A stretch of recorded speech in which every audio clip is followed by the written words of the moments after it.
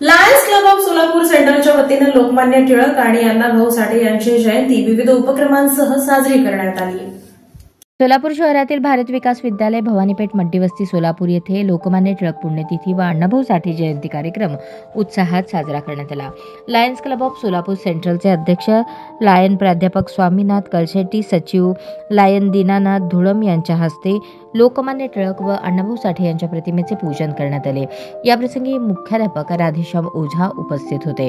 याप्रसंगी लायन स्वामीनाथ कलशेट्टी म्हणाले, आधुनिक काळातील युगप्रवर्तक जहालवादी विचारांचे राष्ट्रपुरुष म्हणजेच लोकमान्य टिळक ब्रिटिश सरकारच्या विरुद्ध स्वराज्याची मागणी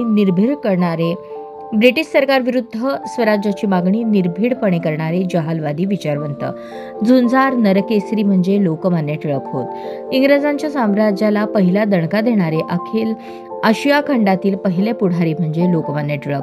त्यांनी केसरी आणि मराठा वृत्तपत्राच्या माध्यमातून समाजामध्ये राष्ट्रवादी विचाराचे बीजारोपण करण्याचे महान कार्य केले। सार्वजनिक गणेशोत्सव व शिवजयंतीच्या माध्यमातून त्यांनी जनशक्तीचे संघटन केले। सरकारचे डोके ठिकाणावर आहे काय, राज्य करणे म्हणजे सूड घेणे नव्हे, असे प्रखर अग्रलेख लिहून टिळकांनी सरकारी यंत्रणेचे वाभाडे काढले। आजच्याच दिनी प्रतिभासंपन्न लोकशाहीर अण्णाभाऊ साठे यांची जयंती साजरी करत आहोत। वाटेगावचे अण्णाभाऊ साठे यांनी ग्रामीण जीवनातील कष्टकऱ्यांच्या, दलित पीडितांच्या व्यथा वेदनांना अण्णाभाऊंनी साहित्याची जोड दिली। या लोकशाहिराने मरगळलेल्या मनातले चैतन्य फुलवले।